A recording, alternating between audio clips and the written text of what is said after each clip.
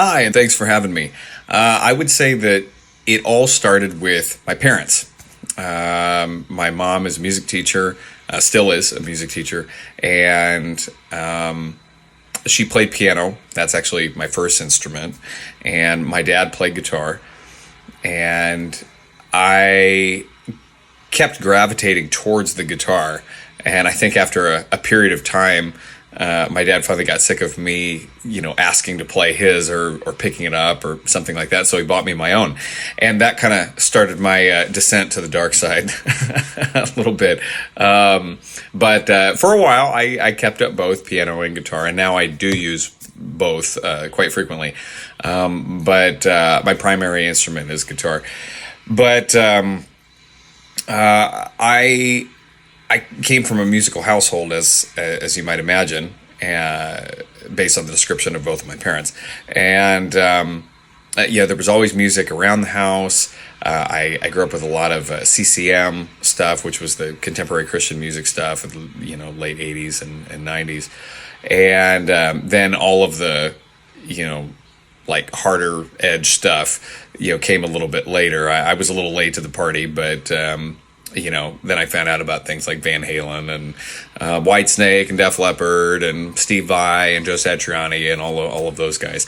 But all of that stuff kind of helped formulate my childhood and into young adulthood. And eventually I went and I studied music in college. And through that, I actually ended up joining the Air Force Band. Which was a really unique entity, is a unique entity, but it was a unique opportunity for me. And it took me on a really wild ride for a number of years, but I was surrounded by a ton of really exceptional musicians, and they helped me really grow into something completely different. And I'm forever grateful for that. But there was a lot of touring. There was a lot of different styles of music. I was required to play, about everything under the sun, and it really forced me to grow.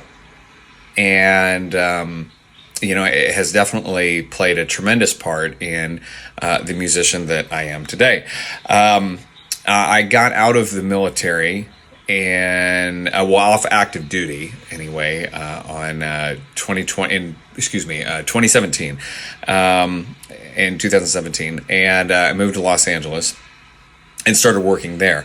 And I played with a number of different artists. I've produced a number of artists, and I've got a few records that I've worked on and mixed and produced for other folks, and that's been a lot of fun and its own set of learning experiences doing that, going through that for other people. And it teaches you an awful lot. It's taught me an awful lot, and that's kind of led me up to where I'm at today. So there it is. So that's kind of what's led me up to today. So there you go.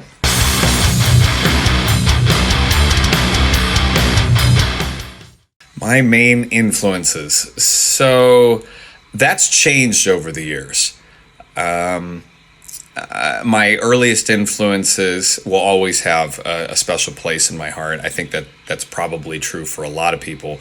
There's a whole nostalgic aspect to that, but I would say my earliest influences would be there's the typical stuff like Van Halen and such, but I grew up listening to the contemporary Christian music thing, and so I didn't realize at the time that a lot of the guys that were playing on that stuff were also playing on a lot of the other music out there. There was a lot of crossover because they're session players. A lot of them are session players, and I remember having kind of an aha moment here sometime, I think within the last year or two, where I flipped over the back of a record that, I grew up hearing.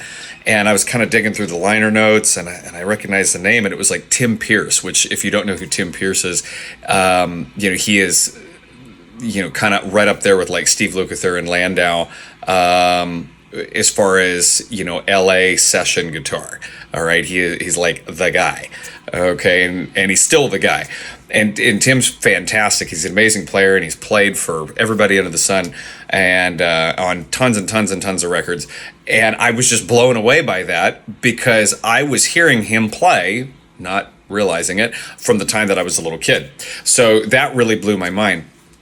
And so I guess you could say, something like Tim Pierce would definitely have been an early influence, even though I didn't know who it was.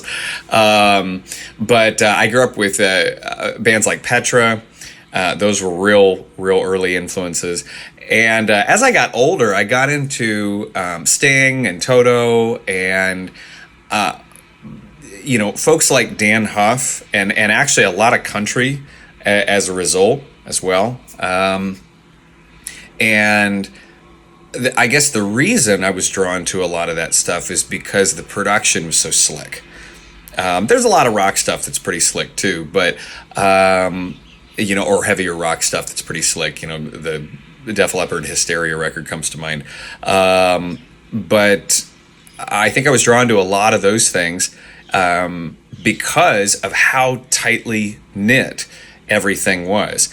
And so as far as influences and as an artist are concerned, I would probably say, Def Leppard would be one, but also, some individual people that influence a lot of these records. So someone like Dan Huff, someone like Steve Lukather, and Mutt Lange from a producer perspective, and a whole slew of studio players that have actually brought these records to life. And that's really a lot of what influences me as a musician, as an artist, as a writer, is looking at how these folks have breathed life into these the projects that they played on. That's really intriguing to me, and it really influences me to a large extent, anytime I go into the studio. Latest release, well, A Little Louder is my first EP in quite some time. It's quite a long time since I had done anything as far as like multiple songs. I've released a handful of singles, but as far as multiple songs kind of packed together, presented together, it's the first time I've done that in a little while. So this was a really fun project, honestly. That's the first thing I can say about it. It was fun for me. It was fun to write, and certainly fun to work with the various musicians that are on it. We have while I'm talking about those guys, there's Victor Broden on bass, Zach St. John on drums, and then we've got several guest appearances on a couple standout tracks. There's Adam Perry on piano, as well as Anna Hamilton on some background vocals, George Brayler on some trumpet. I think that's it. So it was, kind of it was a learning curve for me. It had a learning curve for me because I wanted to capture a snapshot in time for myself. But when you're in the process of learning at a high rate of speed, and I like to learn, I really enjoy it. I like growing. It helps me, be better as an artist. It also helps me when I'm not wearing that artist hat and I'm helping somebody else, whether it, playing or producing or mixing or whatever. It helps me influence that in whatever way I can best serve that situation, right? Okay, so when you learn, you grow, right? And so I was in this really rapid state of learning as I was putting this record together, and learning from the production perspective, from the mix perspective, from the, hey, how is this gonna, groove the best perspective, for example, and learning what works lyrically. I can't tell you how many times I sat there and I was cutting the lyrics, and it wasn't rolling off the tongue the way that it probably needed to. I would sing something, and then I'd listen back to the section and go, okay, all right, does this really sound good? And I'd be like, well, the lyrics aren't working right. This isn't working right because there's too many lyrics. A lot of times I would end up writing too much, and I'd have to simplify. And so that was a lesson unto itself. It's like, how can you say this and say something and have it come across the right way without losing your meaning? To convey a message, to convey how you feel for that particular song, whatever it is that you're trying to say. How do we get this, cut down to a point to where it's the most concise that it can be, and it presents the best to the listener, to the person that's going to listen to it. So, that was a whole process, and figuring that out. But overall, this was super fun. It was cool to finish it up and be able to release it. I know that's like really trite to say, but it was really, it was cool to be able to present this and be able to present it alongside the wonderful folks that played on it. The guys and gals that were on it were great. And that's about all I can say about the latest release. Hopefully you guys dig it. Take a listen.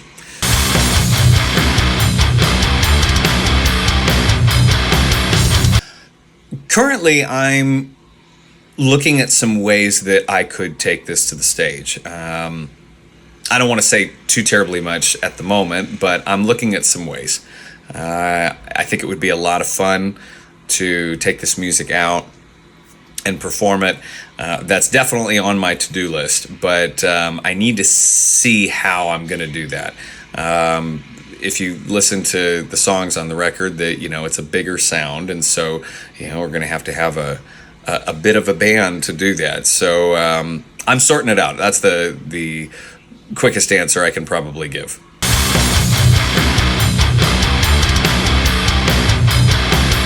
As far as plans for the near future, I have another single actually that I'm working on right now, and trying to finish up to follow up this EP.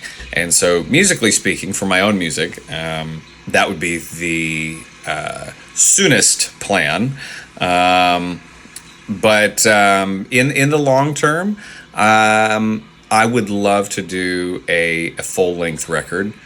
I feel like I'm still in, and I mentioned it earlier, I'm still a bit in that learning process. I mean, we're always in that learning process, right?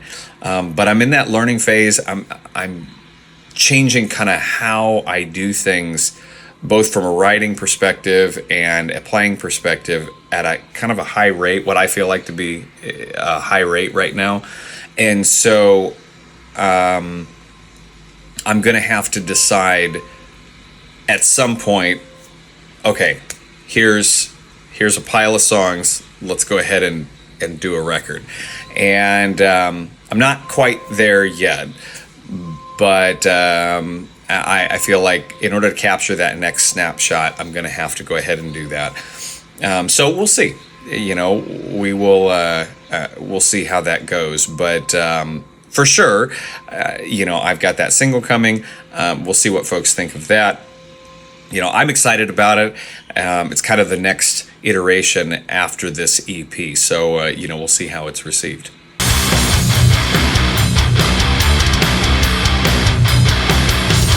That's an interesting question. I think the best way that I could sum it up is that I try to convey and represent things that... That's an interesting question. I think the best way that I can answer it is that I like to make people think. I think that's probably the best representation of my music. I like to make people think and really evaluate their emotions and their feelings and thoughts. And a lot of my lyrics revolve around that.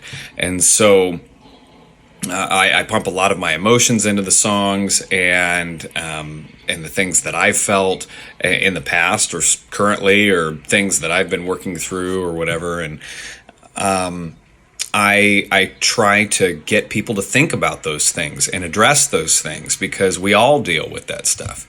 If you just ignore it all the time and you claim to never feel anything, or claim that everything is just fine, then you're lying to yourself, because we're not always just fine. We all have rough days and challenging things that we have to work through, right? And one of the beautiful things about music is we have a channel to send that stuff through.